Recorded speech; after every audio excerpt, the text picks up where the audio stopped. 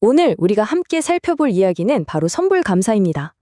예수님께서 보여주신 어떻게 보면 굉장히 급진적인 기도의 방식인데요. 이 개념을 제대로 이해하게 되면 아마 신앙과 시간을 완전히 다른 차원에서 보게 되실 겁니다. 자, 그럼 바로 시작해 볼까요? 여러분, 보통 우리는 언제 고맙습니다라고 말하죠?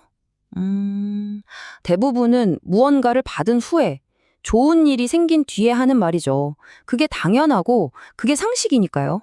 그런데 만약에 그 순서를 완전히 뒤집어 버린다면 과연 어떤 일이 벌어질까요? 이게 바로 오늘 이야기의 핵심입니다. 왼쪽이 우리가 아는 세상의 방식이에요. 먼저 선물 있고 그 다음에 감사가 따라오죠. 하지만 오른쪽을 보세요. 순서가 완전히 반대입니다. 먼저 감사를 했더니 선물이 따라와요. 정말 역설적이지 않나요? 이 놀랍고도 강력한 개념이 성경의 가장 극적인 한 장면에서 그 모습을 드러냅니다. 자, 한번 그 장면을 상상해 보시죠. 나사로의 무덤 앞입니다. 그가 죽은 지 벌써 나흘이나 지났어요. 부패가 시작돼서 시신 썩는 냄새가 진동을 했을 겁니다. 인간의 눈으로 볼 때 이건 그냥 끝이에요. 어떤 희망도 어떤 가능성도 없는 완벽한 절망의 공간인 거죠. 바로 그 절망과 죽음의 냄새 한가운데서 예수님의 첫 마디가 터져나옵니다. 아버지, 제 말씀을 들어주셨으니 감사드립니다. 잠깐만요. 아직 나사로는 무덤 안에 있고 돌문은 굳게 닫혀 있는데 마치 모든 것이 이미 이루어진 것처럼 감사를 선포하고 계신 거예요. 정말 충격적이죠?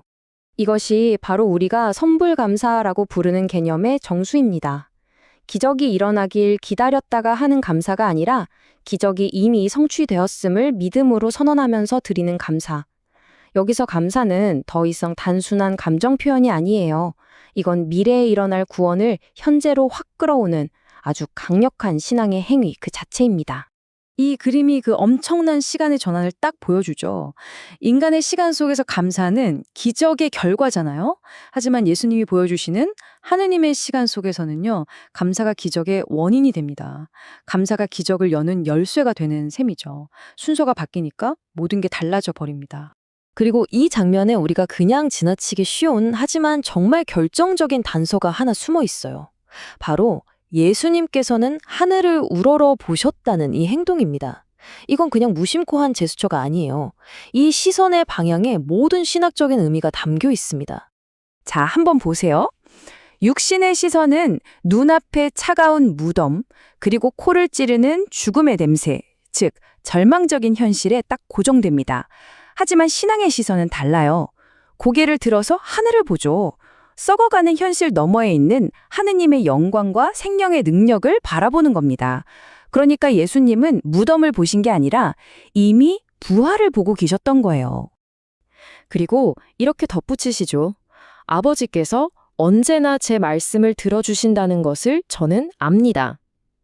여러분, 이 언제나라는 단어에 주목해야 합니다.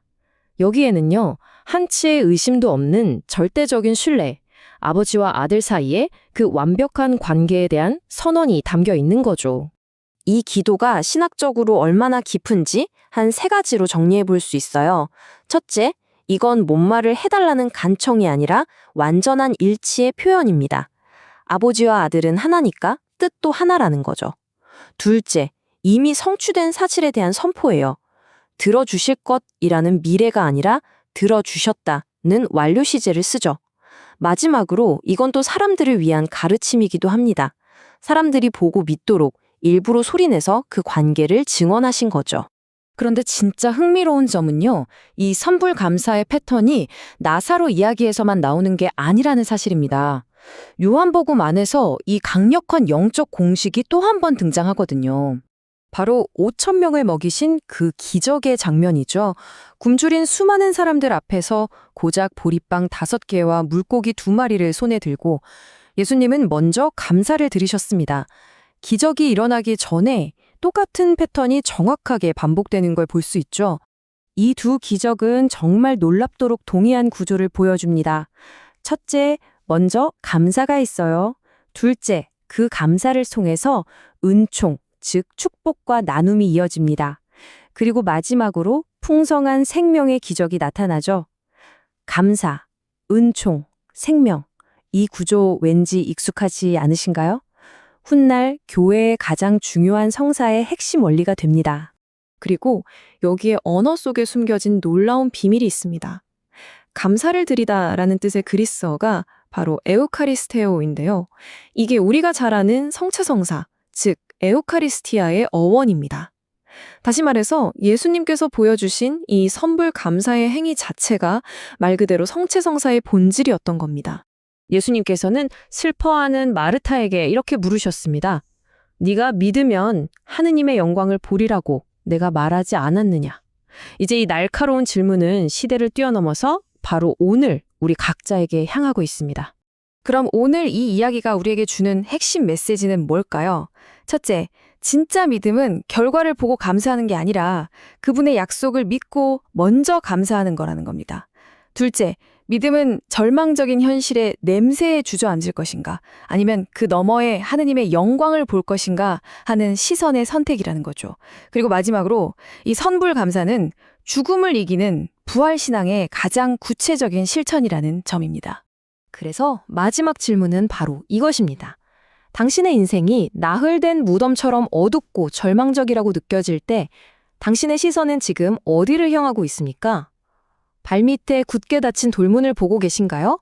아니면 고개를 들어 저 너머의 하늘을 보고 계신가요?